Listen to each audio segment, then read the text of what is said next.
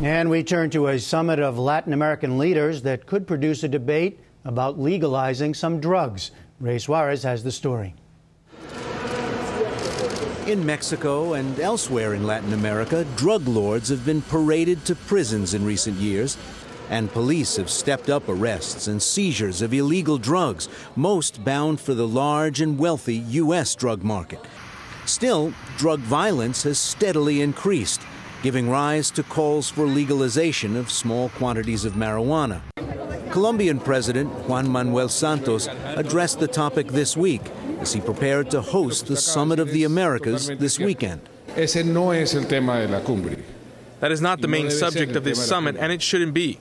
Will we discuss it? Yes, because that is the will of the majority of the countries that are attending. 6 of the attending nations, Argentina, Brazil, Colombia, Ecuador, Mexico, and Uruguay, have already legalized small amounts of marijuana for personal use. The United States has remained steadfast in opposing legalization since President Nixon began the war on drugs in the early 1970s.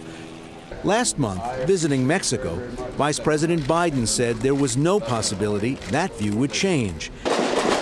And earlier this month, President Obama praised Mexico's ongoing battle against the drug cartels. President Calderon has shown great courage in standing up to the traffickers. But an estimated 50,000 people have been killed in Mexican drug violence since 2006. And when Mexican President Felipe Calderon visited the U.S. Congress 2 years ago, he urged Americans to curb their appetite for drugs. We cannot ignore the fact that the challenge to our security has roots on both sides of the border. At the end of the day, its origin is the high demand for drugs here and in other places. President Obama may hear that point again, as well as the call to legalize drugs, as he joins 32 other leaders convening for the summit in Colombia. 2 views now on the Latin American drug debate and the U.S. response. Ethan Nadelmann is executive director of the Drug Policy Alliance, which advocates decriminalization. Ray Walser is a former career Foreign Service officer and senior policy analyst at the Heritage Foundation. Ethan Nadelmann, let me start with you. When the president journeys down to Colombia and begins the meeting, will he find sentiment hemispherically has radically shifted from earlier meetings? Or is it just a few leaders who've changed their public posture? Well, I'll tell you, Ray, this is really an historic gathering in many respects because it's the first major gathering of heads of state at which the issue of alternatives to the failed prohibitionist policies is going to be on the agenda. He's not going to be hearing people say legalize all drugs tomorrow or anything like that. What he is going to hear is a coalition of presidents led by President Santos, the Colombian president who's the host of this conference, and Otto Perez Molina, the former general who became the president of Guatemala, and a host of others saying, open this discussion up. We need to devote the same attention to looking at alternatives to the failed drug war policies, including different forms of decriminalization and legal regulation, as have been devoted to the failed drug war policies of the past. So it's a call for an opening of a new dialogue and a new discussion. And the fact that Vice President Biden, when he went down there last month, he said the U.S. is against legalizing, but we now acknowledge this is a legitimate subject for discussion. That resonated throughout Latin America. So Latin American leaders are looking for something regarding an opening by the president to say that this is a legitimate subject and the U.S. will participate in good faith. Ray Walser, a legitimate subject for conversation, but is there any signal from the United States that they're looking to change their policy?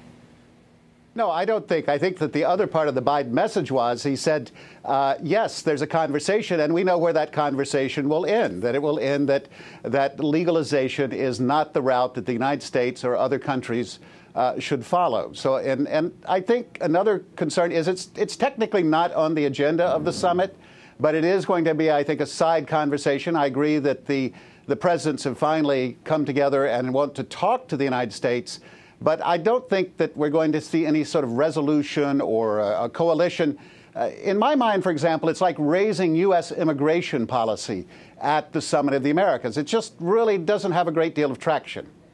Ethan Nadelmann, we know what the effect of the war on drugs has been in the United States. What effect does it have in a country like Guatemala, let's say?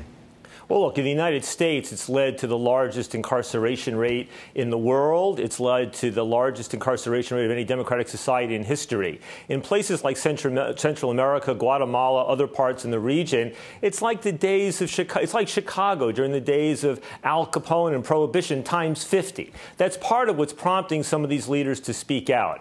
And, you know, it's also, they're building on something, because what's happened over the last 4 or 5 years is that more and more voices have spoken out. You had the three former presidents of Brazil and Colombia and Mexico, Cardoso, Gaviria, and Zedillo, heading up first a Latin American commission and then a global commission, calling to break the taboo on considering alternatives to the failed war on drugs. They enlisted George Shultz and Paul Volcker and the former UN Secretary General Kofi Annan, Javier Solana, the former EU defense chief. So there's people in the business community, the archbishops of Colombia and Guatemala, military leaders, business leaders, social justice leaders are all stepping up. So what's really new is that there has been a taboo for the last 40 years on any sort of discussion. The U.S. government has suppressed it, has ignored it, and they will continue to try to derail it and distort this debate. But the fact of the matter is, this genie is now out of the bottle for the first time ever, and this conversation is going to continue. Ray Walzer, is it fair to say that the leaders who have spoken out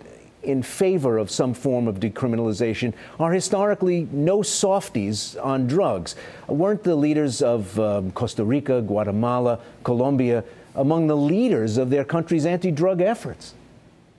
Oh, absolutely. I mean, let's take Colombia. Look what the battle against the cartels in the 90s, the battle against narco-terrorism of the FARC. Central America was not necessarily a big battleground for transnational crime until sort of Mexico got tough on the traffickers, pushed it down into Central America. I agree. We are the market. We have to do things about it. Legalizing marijuana might take a marginal amount of profit away from transnational criminal organizations. And that's, I think, is really where the conversation needs to be. How do you build up institutions? How do you tackle these very violent gangs which use, yes, drugs is one conduit, but they're going to sort of morph into the continued threat they are to the security of Central American states, to Mexico. So I think it has to be a broader conversation. But I agree that we need the White House to step up, to speak about the issue. And I think that we need to look at ourselves. I mean, I don't think that we're going to legalize cocaine, methamphetamines, and marijuana. You couldn't even pass a referendum in California at this point. It's a long process, I agree. The U.S. public opinion, lawmakers could change. I don't think it's a taboo subject in the United States, but I think it's one that needs a much broader sort of discussion. Well, gentlemen, we're almost out of time, but I'd like to hear from you both briefly before we go on whether the U.S. risks reduced cooperation in the war on drugs in hemispheric terms if it doesn't listen to what these other hemispheric leaders have to say on modifying drug policy. Ethan? Yeah, well, I say the U.S. does have to listen, because I partially agree with the other Ray here that it's a two-track discussion. One is how we take out and destroy these criminal organizations. But everybody knows you can't defeat what is essentially a dynamic global commodities market, which is why we need to put the alternatives on the table. And that includes the legalization of marijuana. Public opinion is moving that way in the U.S. It includes the decriminalization of small amounts of possession of any drug. And it includes looking for other ways to take the illegal market out of the underground and try to move it in one way or another in controlled fashion into a legal regime. And Ray Walzer. Again, I think we need the sort of the broad discussion. We need to bring it back home. We're going to look at what occurs in this coming year. And for cooperation, it's a two-way street. They do want U.S. counter-drug cooperation, so they have to sort of listen to us. And on the other hand, as they pointed out earlier with Calderon and others, as long as they see the United States as a net exporter of insecurity, it is going to create problems in Central America, Mexico, and in the Andean Ridge. Ray Walzer and Ethan Nadelmann, gentlemen, thank you both.